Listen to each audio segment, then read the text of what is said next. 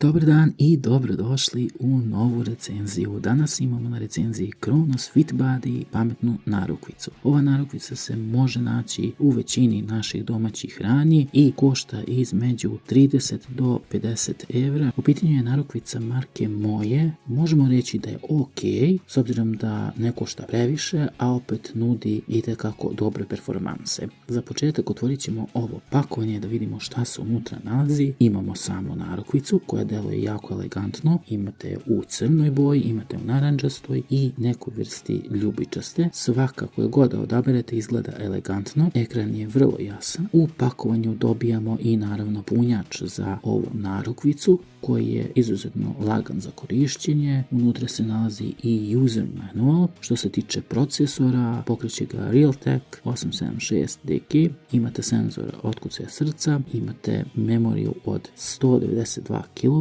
i home memoriju 64 MB, što je sasvim dovoljno. Ukoliko koristite svakodnevno, bit ćete izuzetno zadovoljni. Kao što možete da vidite, na samom ekranu se nalaze brojne opcije i naravno možete podešavati svetlinu ekrana, što je jako dobro. Inače, sama svetlina ekrana može da vam služi i kao neka vrsta lampe, kao što možete da vidite, ima i vibraciju, mogućnost upravljanja muzikom, kamerom, kao i notifikacijama i naravno imate mogućnost da pratite SMS poruke, kao i da odbijete eventualno poziv ukoliko ste u nekoj gužvi. Također ostalih opcija imate i štopericu, otkucaje srca, pedometar i tako dalje. Baterija od 230 mAh radi svoj posao i može poprilično dugo da traje. Veličina ekrana je 1,47 inče, u pitanju je TFT ekran, rezolucije 172x320 piksela, koji je naravno osjetljiv na dodir i imate razne teme koje možete da menjate kao pozadinu, kao što imate na telefonu, tako imate i ovdje. Moguće je da sinhronizujete ovu narukvicu sa svojim telefonom. Kvalitet izrade je izuzetan, jako dobar u odnosu na cenu. Moje kao brand nudi sasvim ok